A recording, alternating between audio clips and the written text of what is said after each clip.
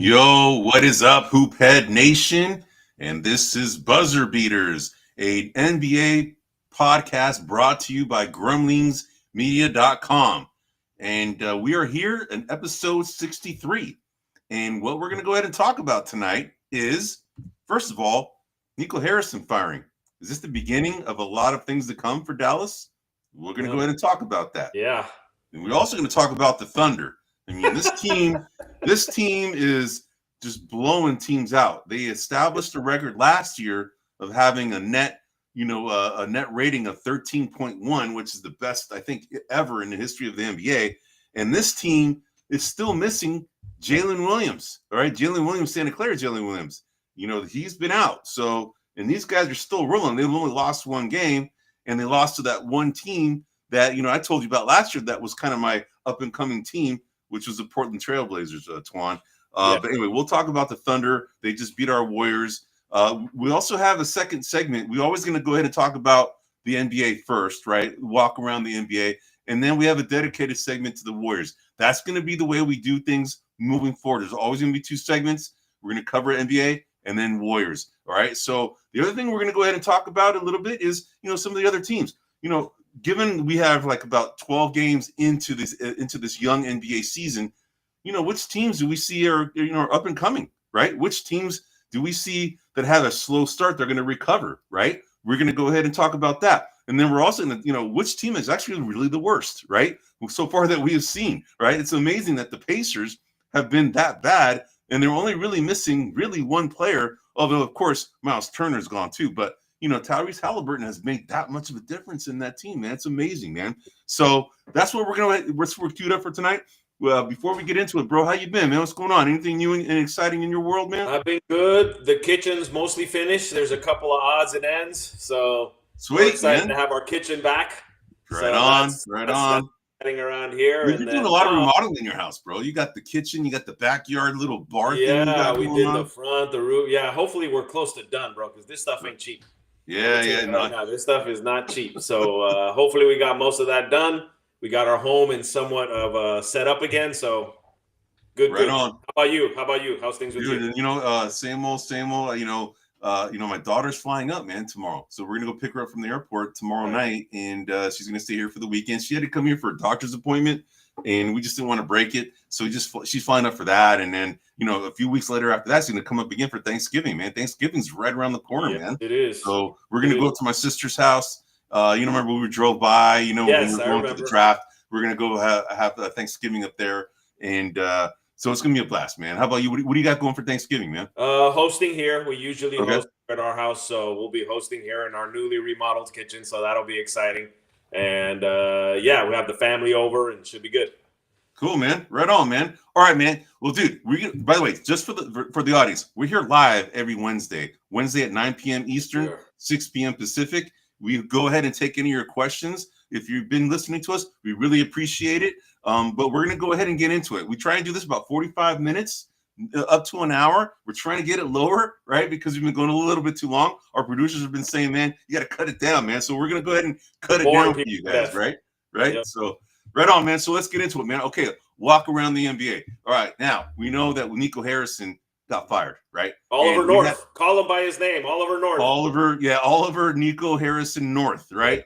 We had a little clip. And this is what Twan's referring to. We did a clip last year where, Twan made a case that he didn't think Nico Harrison should have got fired because he was being the good soldier, following orders of the owners, right? Correct. And lo and behold, what's happened is predictably, Luka goes to the Lakers. Lakers are thriving, of course, and Luka's all in shape. He used the motivation of what was being said about him when he left, and he's, he got this new figure now, right? This new NBA figure, and he's still got the same game, right?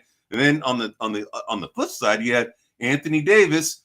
We know he's a really good player, but we know he's always going to get hurt, bro, right? And he got hurt, right? Always. So you have that combined with Kyrie Irving, is out for the season. You have Cooper Flag, who's the number one pick. He's taking the reins as the point guard. Jason Kidd's experimenting. You got, a pretty decent team, but they're not really doing anything. Klay Thompson looks like a shadow of himself, right? He's not doing anything, bro. And, you got PJ Washington, who's been playing well. Daniel Gafford, Derek Lively's been hurt.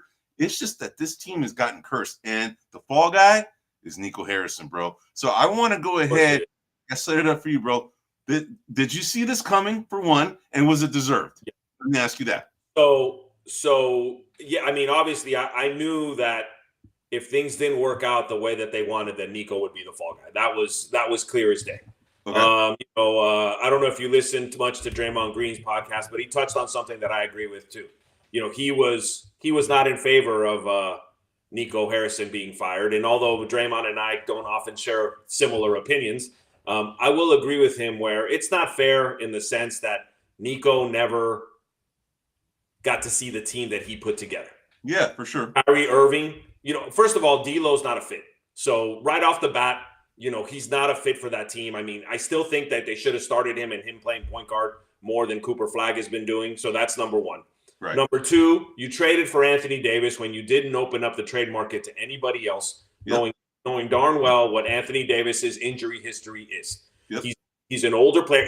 I could argue that when he's on his game and Luka's on his game, that Anthony Davis is every bit as good, if not a little better than Luka. But Anthony Davis is not often on his game because he's always nursing this or nursing that. So that's number two, right? Number three is, like I mentioned, Cooper Flagg, the whole him getting adjusted. You got to give him some time to adjust to the league. You got to give him some time to figure it out. We're 12 games in. If you're going to let go of a GM, why don't you do it during the offseason? Why do you do it 12 games into the season and not even give the team an opportunity? And number four, as you mentioned, Jason Kidd is experimenting. So what happens with experiments? They're successful. They fail. He's trying to tweak and see what fits, what doesn't. So, I mean, I don't think any of this lands on Nico. Obviously, if Nico was GM of the Warriors and he traded Steph Curry, of course I'd be pissed. But at the end of the day, no one does a trade like that without the sign off from ownership. And you know what the problem here is, Twan?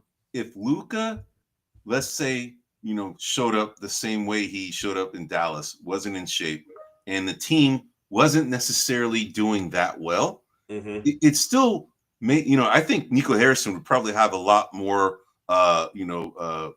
leeway essentially before he got fired, right? But what's happened is the Lakers are really playing really, really well, right? Really well. And this is without LeBron and without Luka for a few games. And when Luka's there, he's Luka, right? He's killing it. So I think that's part of what's happened is that you see, like you just mentioned, you're kind of making the analogy if Curry were to get traded away from the Warriors, this fan base would be just going nuts, right? Correct. And Luka was exactly Steph Curry to the Dallas Mavericks, right?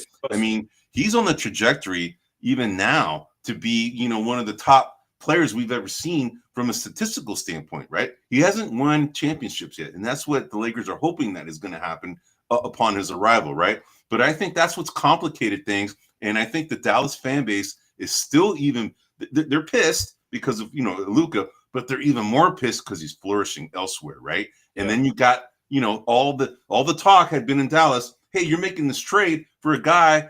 Yeah, he's a great defensive player, but man, he's always getting hurt. And sure enough, look at what's happened. 2 years in a row, it's happened, right? Last year it happened early in his tenure as a Dallas Maverick, and then now this year he's been out with a calf strain, right? So there's a problem in Dallas, and it's brewing. And I want to ask you, do you think that there's more to come? Do you think that this is the beginning of a lot more things to come in Dallas? That this is just, you think this is like just Nico Harrison getting fired and he's the fall guy? Or do you think there's other things going to happen? Well, they're $160 million over the cap.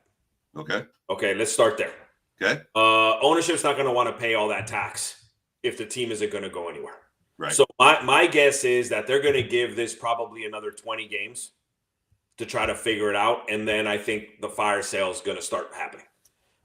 So number one, Klay Thompson, he's like, to me, the definition of trade for that team, right? Because they paid him a lot of money.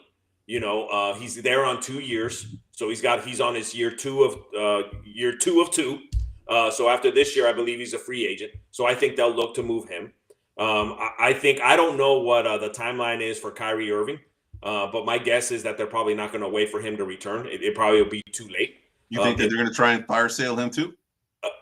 Possibly, yes. Okay. And I think that they're going to try to fire sale one of the three big men.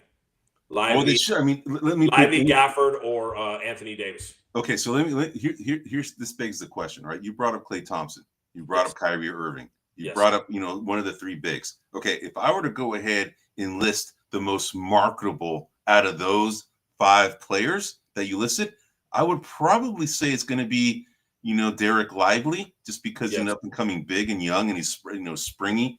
Yep. I would say in the very bottom of that list is probably Klay Thompson, man. Yep. And I hate to say that because I'm a big time Klay Thompson fan as a Warrior fan, right?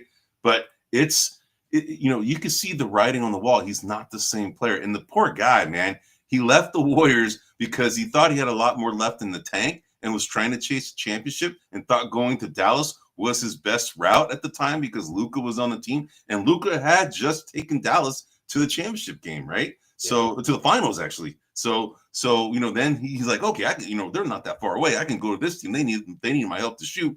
And then shortly thereafter, Luka gets traded, Yeah. So the poor guy is, seeing, the end of his career coming soon, because I don't think there's going to be many teams that would want him. And if they did, it would be like a team that really, like an Oklahoma City Thunder, maybe, right? They could utilize someone like that, although maybe his defense isn't up to snuff to be on that team, right? But teams like that are already really good that can use some depth, right? That's where I think Klay Thompson fits. But, Derek Lively would be the guy. Kyrie Irving, as old as he is and has injured, with this injury, he still has a market, right? Because he's so freaking good from the ball handling standpoint.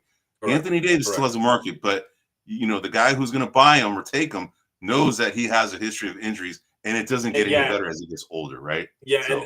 and they're not going to get back what they traded for. Like, they're not going to get the same. They're going to get dimes on the dollar, bro. Oh, absolutely, they're going to get dimes on the dollar. And speaking of Klay, Klay's greatest strength is also his greatest enemy right now, and that is the constant belief in himself. You know, and the stubbornness that he has. And how good he is and what he can do. What's carried him most of his career. Yeah. But I agree. I think at some point here down the line, he's got to figure out.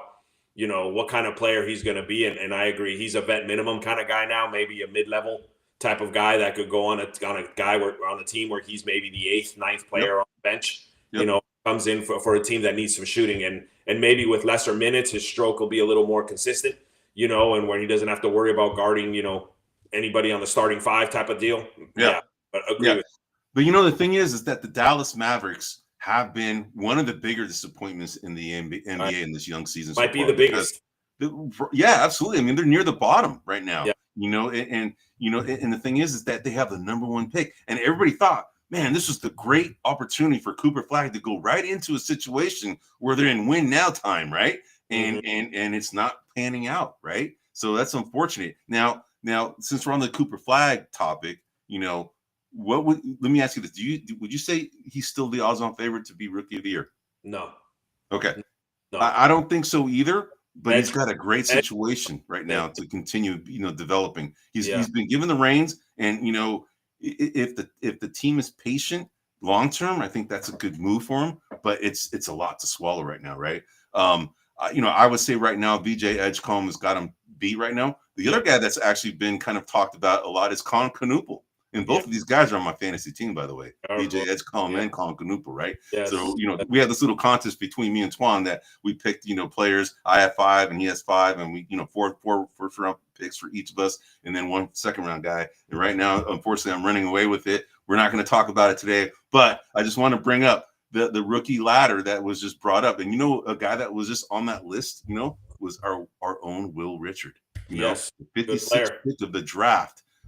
Is actually the 10th guy on the current rookie ladder that the NBA.com went ahead and released recently. He's number 10, right? But Colin Knuppel right now is considered number 1. Cooper Flag is number 3. So, I would agree. Cooper Flag's probably slipping, but he's got a lot of time to make up, and he's got the skill set, man. That guy is a good player, man. He does. The dual timeline thing strikes again, right? Because that's kind of what Dallas was going for, was the dual timeline. You got some veterans, you got some youth, you're trying to mix them both in, and it's not working out. Let me ask you this, Eddie. Yeah. At the heart of why it's not working out, why do you think that is? Why do you think it's not? Why do you think they're so disappointed? Why the Mavericks are so disappointing? Yeah, what is if you had to pick a reason? What do you think is your biggest reason for them not living up to their potential? I think that they don't. I think that the way they are constructed right now, they don't have a point guard, although they have D'Angelo Russell. He's not really a point guard though, right? I mean, Yeah. he doesn't. He's not a distribute first point guard. He's a more offensive oriented point guard. Although what's interesting, when he came out of college at Ohio State, he actually was known for his passing. And when he first came in the NBA, his passing was pretty good, but he also had a pretty good shot. And I think, he became more of this offensive oriented, point guard. He's a big guy, 6'4", but Cooper Flagg's got ball handling skills too. I would say that it's just more the roster construction, man. They have so many bigs, man. They don't have really a small forward that is a good knockdown kind of shooter, because they need shooters. NBA, you need shooters. The NBA right now is 3-and-D, bro. You need a bunch of two-way 3-and-D players. That's what you really need in the league right now. So And the Mavericks don't really have that. The Thunder have that in spades, man. All right. And they are the model of, like, we've already talked about this. They're the model of how roster construction is going to be in the NBA for the next 5 to 6 years. Forget the Warriors and how they went about doing it. That's passe now, right? It's all about the way the Thunder did it. Two-way, two-way guys. Two-way meaning good offense, good defense. Guys that are long and athletic that can shoot the three. That's what I'm saying, 3-and-D. So to answer your question, the Mavericks, I think, are not that, and their roster construction is flawed. That's the problem. But they have good players. They're just flawed. They don't really work in cohesion, in my opinion. That's why I think they're failing. Okay, well, if real quick, I agree with what you said, and on top of that, I would say the inconsistency of injuries, right? So the injuries mess with the time flight. But one thing that I would throw out there, just something to think about, if I'm whoever the GM is at Dallas right now, I might consider maybe trying to bring over John Morant for Lively and somebody else. Maybe someone like Klay Thompson and Lively. I don't know what Memphis is asking for, but there's a point guard, and he's also a scoring point guard, but he's an impact player. He's a one-on-one player. So maybe something like that too, because we're talking about Dallas kind of deconstructing the team or having a fire sale. There's also possibly the opportunity where they make a trade or two that rebuilds their roster into something a little bit different where they'll be more successful. Yeah, we'll see. I mean, there's more to come here with respect to what's going to happen with that. I think this is the beginning of a lot of things that happen with the. Yeah, I think Dallas is going to do a lot of moves. I don't think Jason Kidd's job is on notice right now. I think they like Jason Kidd, but the GM is the one who gives the roster that the coach kind of makes work together, right? And that's where they were flawed, because the roster construction was flawed. So. All right, man. So let's move on to the next topic. So the Thunder, right? What I wanted to, we've already brushed upon their success, right? They just beat up our team. They're not even complete, Eddie. They're not even complete yet. They're not even complete, man. So that begs the question: Are the Thunder better this year than they were last year in their championship season? Are they better? Yeah, I'd have to say they are. And the only thing that could stop them at this point is fatigue. But they're so deep. They run 12 deep. No, I understand. But I'm talking as you get later to the postseason, and they've played now like 2.5 seasons, basically. Maybe they start getting a little worn down. But right now, man, they are unstoppable. Dude, and the thing is, what's incredible, and we'll talk a little bit more when we get to the Warriors segment, but just using them as an example, they blew out our Warriors last night, right? Yep. The Warriors, it was close for a little while, and then they got it down to 2 points, right? And then they went on this big run. But the thing is that the Thunder are currently missing Lou Dort.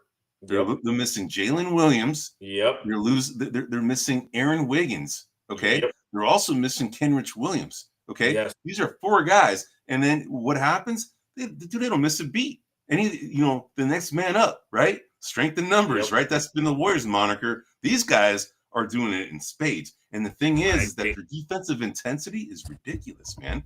I mean, they suffocate teams, man. So it's incredible. I see this team being a dynasty like the Warriors were in 2015, right? When they started it. They were very reminiscent. I don't know if you heard Draymond Green's comments, but he was talking about, how this team reminds him of the 2015, 2016 Warriors when they first started their dynasty, right? This team, Yeah. I think, is made up the exact same way. Their roster construction is genius. Dan Presti is a genius. I mean, they got draft picks galore, bro. They got draft picks galore, and they still are stocking pot. They have, Traore. I forgot, was it Traore? They have some guy. They have some point guard that they drafted 2 years ago. That's still, in the Europe leagues, and that guy was like killing him. Then you got this Barnheiser guy who played last night, and he's playing decent too. The thing is that these guys are already deep enough as it is, and if you can get a guy like a Barnheiser already playing, man, that's saying a lot about this guy's ability. And this guy was like a second-round pick. So I don't know, man. They know how to identify talent. It shows. The proof is in the pudding, man. Their team is stacked, and I don't see this team. They are, and the I don't only see this team thing losing for a while. No, I agree with you, but the only thing, I want to kind of rewind a little bit and look at Boston the year they won it, right? And we were like, holy crud, they're going to win like 2 or 3 more championships. Yeah. And boom, it all injury. fell apart. Well, not only that, it's not only people getting hurt, but it's also the salary cap, right? Yeah. And so, at some point, Jaden is going to want to get paid. Shea's already getting paid. Some of these guys, are going to. Chet Holmgren is probably coming up for a renewal. So, do they stay? Do they take a cut? Are they going to pay the luxury tax? Because one thing about Oklahoma, they're historically known for not wanting to go into the taxes. Not wanting to pay the luxury taxes. So we'll see how this plays out.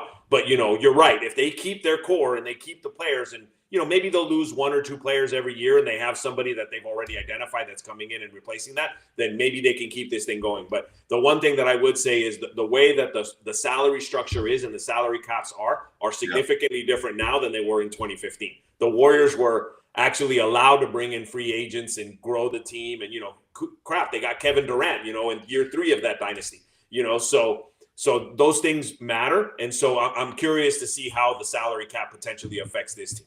But you're right. On talent alone and what they can do if they go untouched, dude, they're going to win several more championships. No, I agree. And the thing is that, this team for the most part has been constructed through the draft, right? Yes. They actually did get, Shai Gilgeous-Alexander was in a trade with the correct the Clippers, right? And that's Paul George. I think 5 number ones for them. Unbelievable, bro. That was like the biggest fleece in NBA history, right? That's Herschel Walker type robbery. Crazy, man. Shai Gilgeous-Alexander was a free agent, right? Yes. Then you got Caruso that was done in a trade with the Chicago Bulls, and that has fared well for both teams, right? Then you got Isaiah Hartenstein, right? They signed him as a free agent, from New York.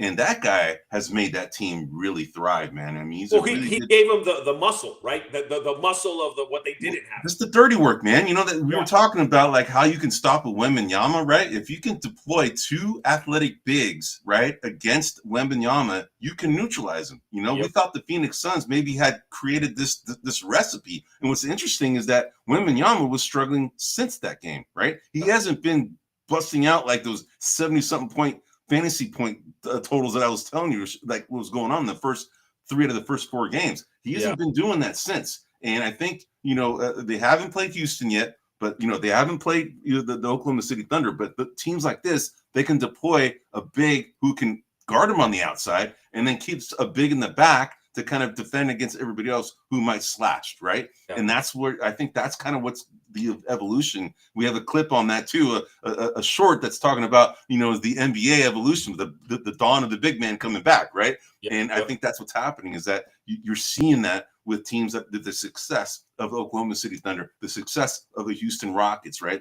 Guys like this that have these athletic, long guys. Dallas Mavericks, you could argue have that, right? They need other guys around that too, right?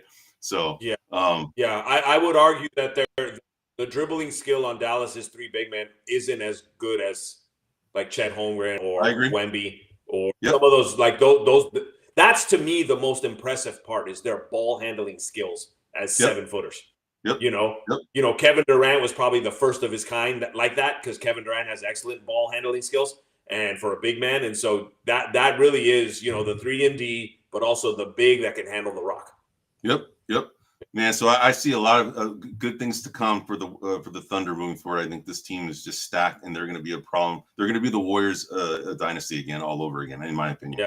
So, all right, let's go to some of the other. Let me ask. So we have some teams that are up and coming, right? So I kind of touched upon right now the teams that have been doing better than people thought. We already talked about the Sixers. All right, the Sixers are doing a lot better. We talked about the Bulls last week, but you thought they were a mirage, and they have fallen back down, right? So that was a pretty good call on your part. But then you got the Suns, dude. The Suns are playing actually pretty well. All right, they're dealing. They're playing pretty well. You got the Jazz, the Suns, the Sixers, and then the other team that I called out before the season started were the Raptors. Okay, these teams all are doing pretty well right now, better than we all anticipated. Right. So let me ask you this. Out of these four, the Suns, the Jazz, the Raptors, the Sixers, which team or teams do you see has staying power? That this is not a mirage, that these guys are actually going to be better than you think. We're not talking about championship level guys, right? Yeah. We're not talking that. We're just talking guys that are actually doing pretty well, better than everybody projected, and that you see them continuing this trajectory. The Suns, the Jazz, the Raptors, and the Sixers. What are your thoughts, bro? Of the four, I would pick between the two East Coast teams, which is the Raptors and the Sixers. I think both of those teams have the staying power for two reasons. Number one, it's an easier conference, right? Number two, I think that the players they have are a little bit more experienced, with the exception of Devin Booker on Phoenix, than other teams. The other teams are just newer. They got, and as you know, like rookies hit walls, rookies begin to get tape filmed on them. And, they start changing the way they have to play defense. So I think that some of the newer folks, obviously Jalen Green had himself a pretty good game for Phoenix, I just think it's a tougher conference in the Western Division. So I would go with either the Raptors or the Sixers. And between those two, I'm going to say the Sixers, but with the caveat that Embiid could really mess this up. No, I know. I agree. And the thing is, Edgecombe and Maxey have been balling out. Then you got, Kelly Oubre, he's been playing well. You got Quentin Grimes playing very well. You have, then you have Embiid, who's kind of been in and out of the lineup, but they have Andre Drummond, who spells, Embiid when he's hurt. So this team has actually done a lot better. And I agree with you. I think they're the team amongst these four that are going to be the ones that are, going to be continuing the climb and stay, towards where their trajectory. The Suns, I think, will be they're proving to be a better team than we all anticipated, right? Mark Williams being on there when they lost DeAndre Ayton, I think that's a good move, a good backfiller, right? But Grayson Allen has just balled out recently, man. Devin Booker, hasn't really had to have that scoring load on him that he's had in the past. Then you got, Jalen Green. We shall see. He just started playing, but this team is a lot better than people think. You got Ryan Dunn, who's the draft pick from last year. Very good 3-and-D type guy, although he's more of a D guy than a 3 guy. But he's actually pretty good. Physical guy, really physical. Yeah, physical. Yeah, he is. And so I would say that the Suns are going to be. I believe that they're going to be continuing the trajectory where they're not going to fall back down to where everybody thinks. I think they're going to be right in line where they're at, maybe a little higher. The Jazz are another team that they're surprising me, man. They're not necessarily, from a standing standpoint, they're not necessarily like, killing it, but they're the 10th seed right now. They're 4-7, right?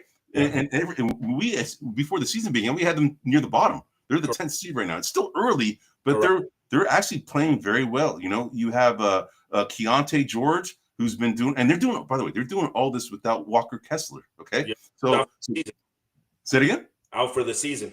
Yeah, I know he's out for the season, right? So they're actually playing pretty dang well. And then they got Isaiah Collier back, and then they lost Colin Sexton, and then they have Filipowski who's been playing. They have Yusuf Nurkic.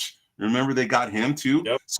This team is actually playing pretty well as a cohesive unit. So, but I like your call, the Sixers. I will say the Suns. All right, let's move on to the next one. So we have 3 teams right now that are kind of scraping the barnacles right now of the NBA, right? We have the Indiana Pacers, okay? We have all these teams are 1 wins. The Indiana Pacers, the New Jersey or Brooklyn Nets, previously New Jersey, and then you have the Washington Wizards. Out of these 3, who is truly the worst? Well, statistically speaking, it's the Wizards. for sure. From a net Historically, rating standpoint, yes. historically speaking, it's the Wizards. Well, but you know what's interesting from a net rating standpoint, they're not the worst right now. The worst are the Brooklyn Nets from a net rating standpoint. They're net negative Okay. 15.39. The Nets are. The Wizards are Okay. negative 15.08. Okay, they're not as bad, but they're pretty dang close. The Indiana Yeah. Pacers are a negative 11.98. They're 27th. Okay, the Pacers are. The 29th is Washington Wizards, and the 30th are the Brooklyn Nets. This is net rating. There's one team that I did not went ahead and disclose. Can you guess who that might be? The one team that's also in the bottom? Yes. I'm going to So go the Pelicans. Exactly. The Yep. Pelicans. And Yep. that's surprising. Dude, I mean, they got Jordan Poole, right? They got Trey Murphy. They got freaking Eves Missy. They have, always hurt Zion Williamson, Yep. right? I mean, this team should be way better. Of course, they don't have DeJounte Murray. They have, Alvarado. They have, some guys, Derek Queen, they got him from the draft. They had another guy that they drafted too from the draft, Jeremiah Fears. These are two guys that they drafted, right? And, you would think that this team would be better, but they're not, man. And it's like, do you see any of these guys getting better? Or do you see? I see the Pacers finding a little bit of a groove and getting used to playing without Halliburton, so I see them. I think they're not as bad as their record. Right. Brooklyn, they're just, that's no man's land. And the Wizards and the Pelicans, they're going to be really close in record. And the Pelicans, I really don't know why. Like you said, they've got talent. They should be winning. Jordan Poole got relegated to the bench, which is now, kind of the second team that's done that to him. Third team, if you count the Warriors. Right. So, that guy is just not living up to his potential at all. And so to me, I think the worst of the bunch is probably the Wizards, is the way that I would go. Yeah, and I think so too. I mean, the Pacers, they're not this bad. I mean, they're way better than this right now, man. It's just, I don't know what it is, but, Isaiah Jackson came back and he's actually been playing pretty well. Pascal Siakam has been playing well for them as well. Aaron Nesmith is another guy who I like on that team. Andrew Nembhard, right? A really good player, man, out of Gonzaga. He's another guy. And then you got TJ McConnell who just came back. We all like TJ McConnell, right? Yep, he's a really good player. So, but the thing is that they just, for whatever reason, are not. I mean, they're the only win is against the Warriors, right? So we were thinking, how does the Warriors lose I'm this rudely team, right? aware. Yeah, right. So, but anyway, man. So, but that's it for as far as the walk around the NBA. We're kind of already 30 minutes into this, and we still have to talk about our second segment. And we are like I mentioned, every week we're going to go ahead and take a walk around the NBA and talk about various topics that are pertinent from the last week. Real quick on a walk around the NBA. I don't know if you saw, but Bradley Beal's out for the season. He's out for the season with a hip. That's right. I forgot. I did forget to mention that. So that's if we want to talk about disappointing teams, I mean, the Clippers are 3-7. They are very much so, and they're in my opinion a scary team, but they're a year older, like the Warriors. Kind of the Geritol gang. So we'll see how that plays out, but. And that is really the only real difference on that team, really. It's just that they got a year older, because last year they were competing, man. They were kind of like our under the radar team that kind of go to the finals, right? And they took Denver pretty far. They gave them up to Game 7, and then Denver went ahead and outlasted them, right? Yeah. And so, but anyway, so yeah, I agree with you. We should have brought Bradley Beal. Bradley Beal, unfortunately, he's been marred with injuries for the past couple of years.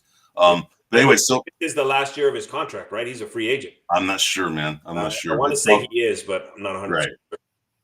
Yeah, maybe. I'm not sure, man. But all right, man. So we got essentially maybe 20 minutes, max. We're already at 35 minutes. But we're gonna go into our weekly Warriors segment, and these are the topics. The Warriors are our team, and the question I want to pose to you, bro: have the Warriors become predictable?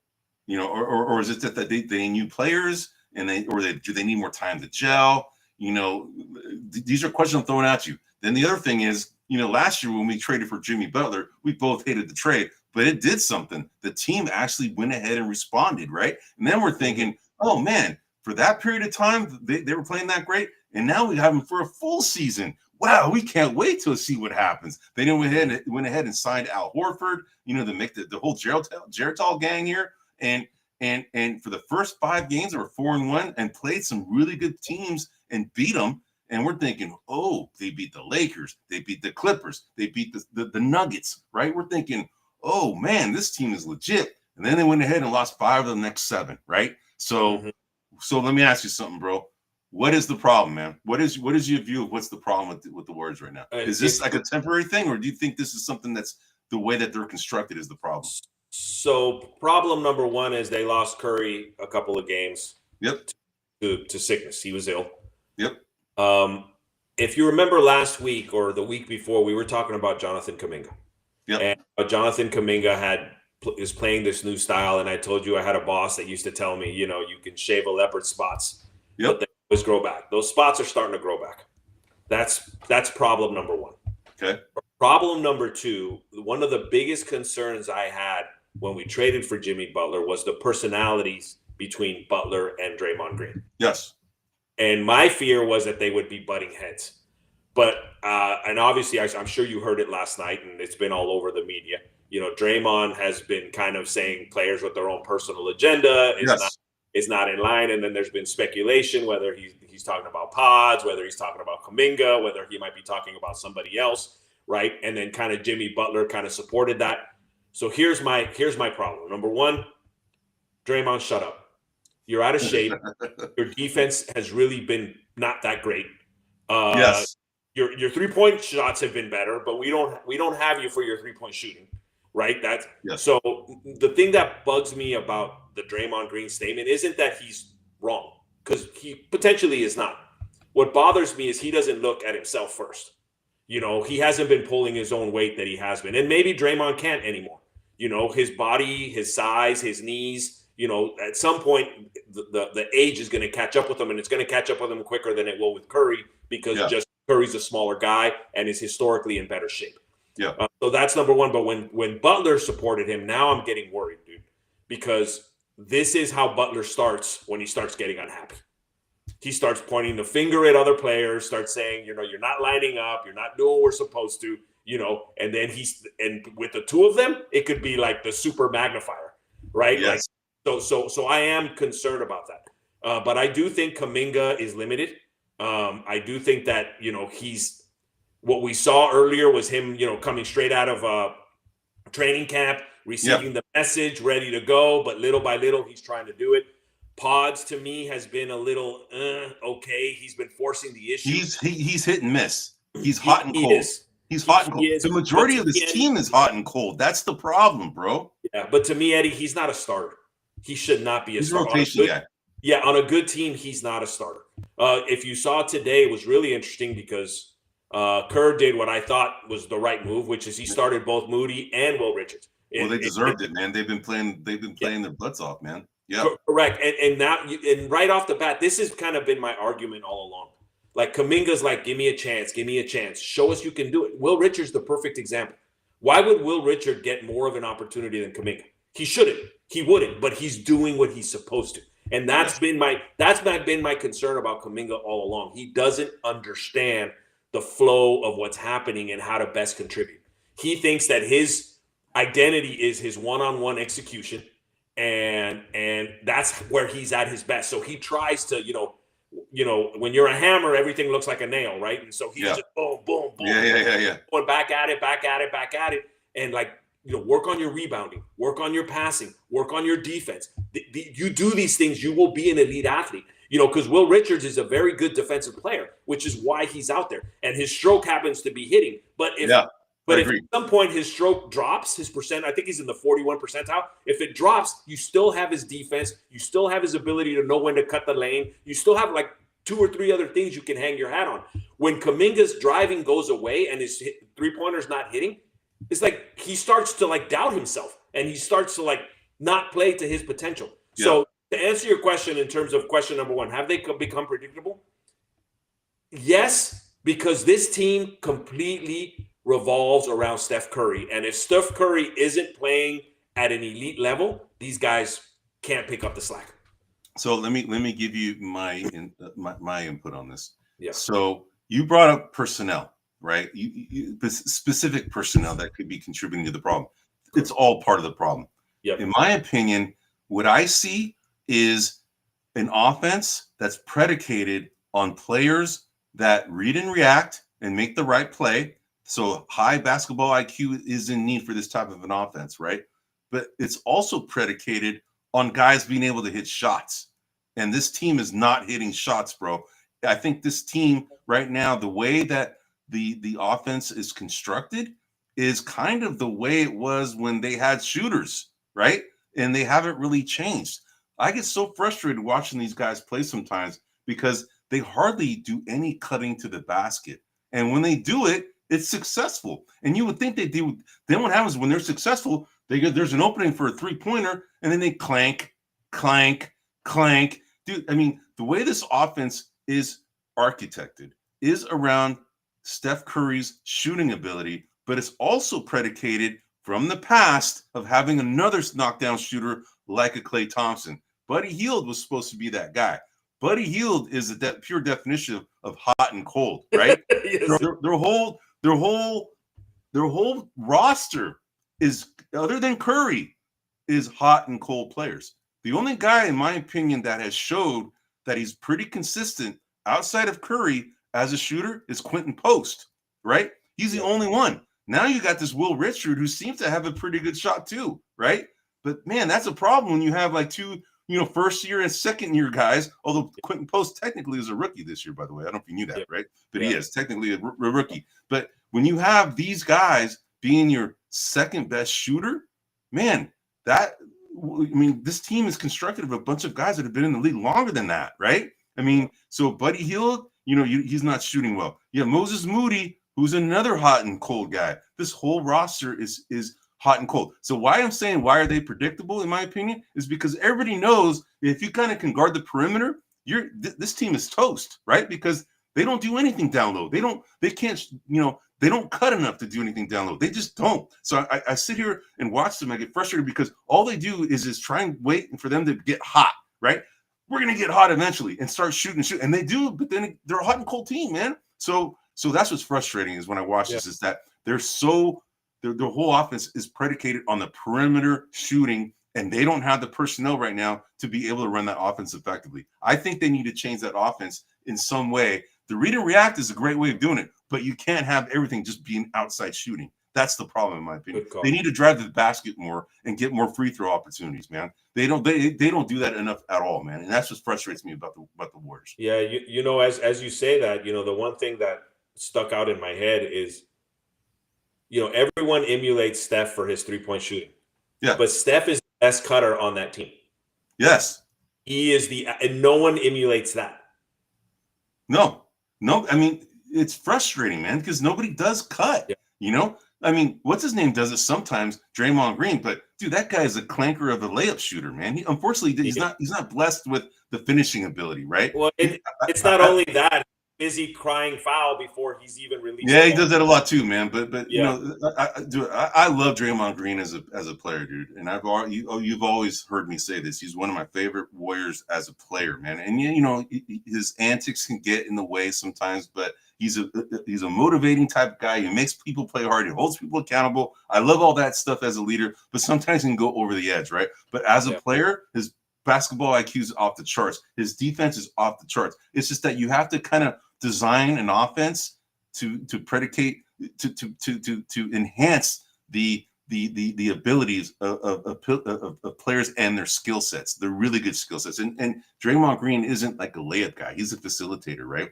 But I see him doing a lot of the cuts too because he does it out of necessity because nobody else is doing it, man. Jimmy Butler does it too sometimes, right? But there should be a lot more of that, man. And they're just frustrating me, man. So that's my thing. So let me ask you this. The other question I want to ask you, man. So what has changed since Jimmy Butler has arrived, right? Let me ask you that. Is it what everything that we're talking about? Do you think that there's like you mentioned, do you think that the leadership of Jimmy Butler combined with Draymond Green is creating this chasm now in the locker room where the young guys are feeling alienated a little bit? I mean, what are your thoughts, man? I think it's as simple as this, Eddie. Steph Curry goes out, this team falls apart. Steph Curry comes back, the team is a playoff team. They all, like you said, that whole offense is not only predicated on Steph Curry's shooting ability, it's predicated on his presence. Yeah. These players, the other thing is, one thing I find frustrating about Jimmy Butler is he never, yes, he's very slow, very deliberate, never seems, it never seems urgent.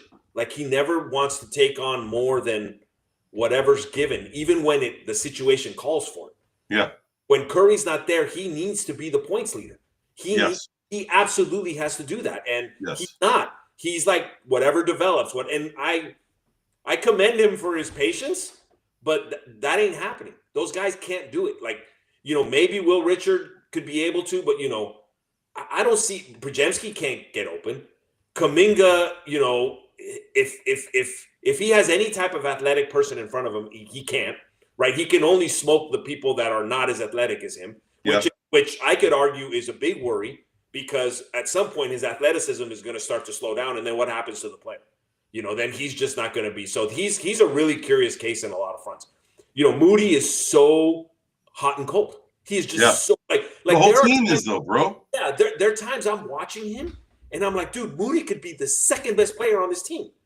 But then I watch it, I'm like, dude, Moody's the worst player on this team. It's like dude, like, what do you do? Like I don't understand. But to me, Jimmy Butler is the one that's got to take more action and do it. So to me, the biggest difference between this year and last year is I think they're becoming acutely aware that without Curry, they're not going anywhere. Yeah. And so when Curry isn't available, they fall apart. And I think Butler is sort of lining up with that. Yeah, but I think in order for them to be a team that they think they can be, is they need to learn how to play without him. I agree. And figure out a way to work together without him. Last night's game against the Thunder, when they got blown out, and the whole second half was featuring a lot of the bench guys, right?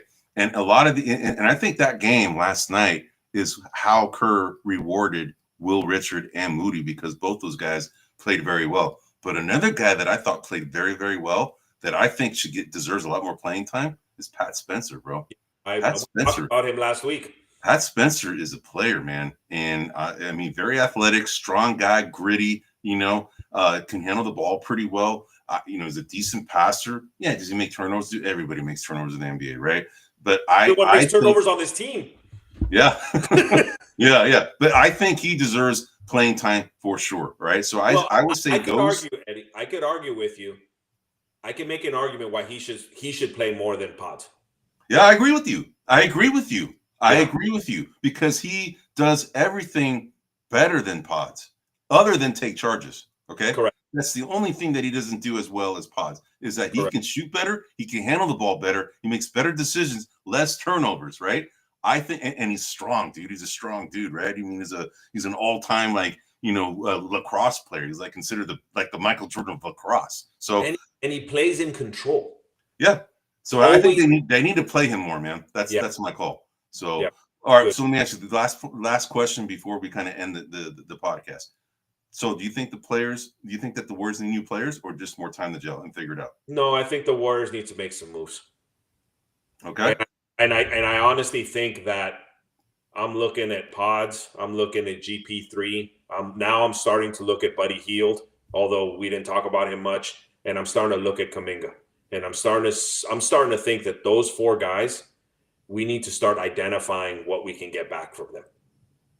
Okay, that's not a bad call. I think that most teams would probably look at a lot of these guys as guys that are kind of like scraps from the Warriors, right? Yeah, well, that's what I'm saying is, see what you can get, but I'm really worried that, obviously Kerr and the organization loves Pods. I'm really worried they're going to give him some sort of contract, because I think next year he's eligible.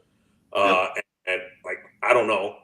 He's just not good enough, man. And did you see he made the comment that he wants to be better than Curry? Did you hear about that? Well, you're already 2 years behind. It ain't It ain't. I mean, I mean, you got to give the guy for like in believing in himself. And maybe he's using it as a motivating factor to kind of make him believe that he can do it, right? I mean, that's the first thing is you got to believe in yourself, bro, to do anything, right? Because you know, one of the things that you hear when you're growing up, you can be anything you want, man, as long as you put your mind to it, right? Well, he's putting that moniker to the test. yeah, bro. but I will tell you this: no great player has ever started saying, "I'm better than so and so." Yeah. Every great player stays quiet and lets Yeah. his team do the talking. Yeah. And you know, and like for That's a good example, when Mark Jackson said, "I've got the best shooting backcourt in the history of the NBA," that wasn't Clay saying it. That wasn't Steph saying it. That was his coach saying it. Yep. And everyone ridiculed him, and now everyone's going, you know what? He was probably right. You know, that Yeah. probably was the best shooting backcourt in the history of the NBA. But what I'm saying is with Paz, I appreciate but that also is what hurts you because you got to let other people tell you you're great. I agree. Don't ever tell the people you're great. Yeah. Just don't do that.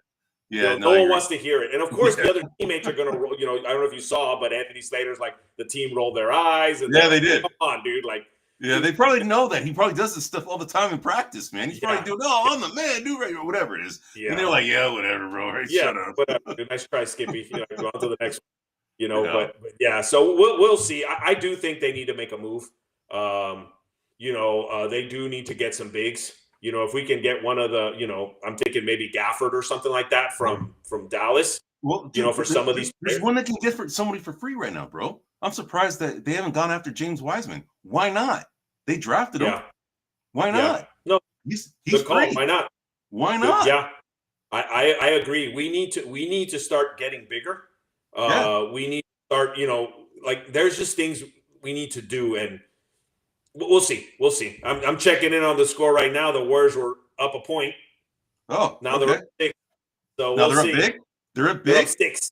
Oh, they're up 6. Well, hey, man, we got to sign off here so we can watch the game. Yeah. So, hey, before, since you brought up the game right now, did you see that stat that was brought up during the game about Wembanyama in the first 127 games, dude? Did you see that? No. What was the stat? Dude. Okay, they had a stat where they had a page of, you know, I wish I took a picture and put it on this podcast, but I'm gonna go ahead and try and remember. I don't know the exact numbers, okay?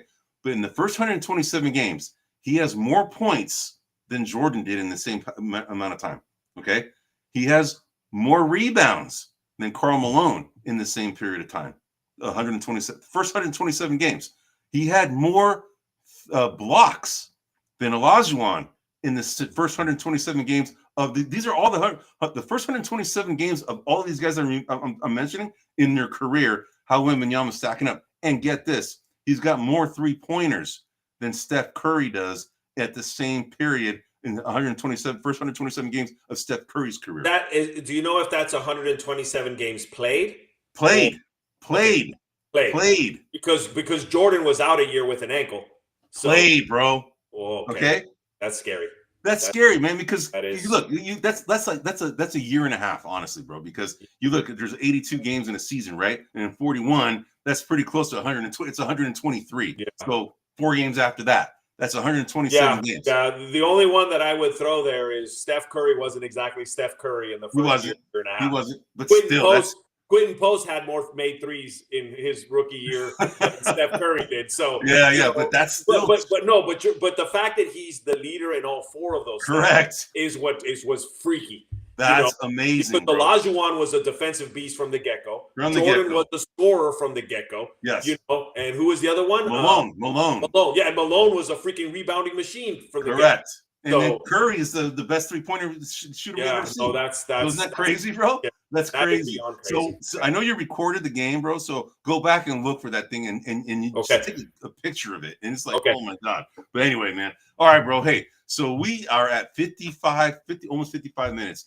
This is episode 63, and we really appreciate you listening in. We're here live every Wednesday at 9 p.m. Eastern, 6 p.m. Pacific. We're here live because we want to take your questions, all right? And we haven't had any questions here recently in quite some time. But, you know, we're here to cover any questions that you may have. We covered, you know, the whole NBA. Like, we're going to do this every week. We have the segment just dedicated just on the NBA. We're going to talk about everything that's NBA, and then we're going to go ahead and dovetail into the Warriors weekly segment that we're going to talk about nothing but Warriors. This is our team. You can see we're totally that flashing our shirts and our emblems and all that, man. So, but anyway, we're here every week. We really appreciate it. This is Buzzer Beaters episode 63, and we are going to go ahead and sign off.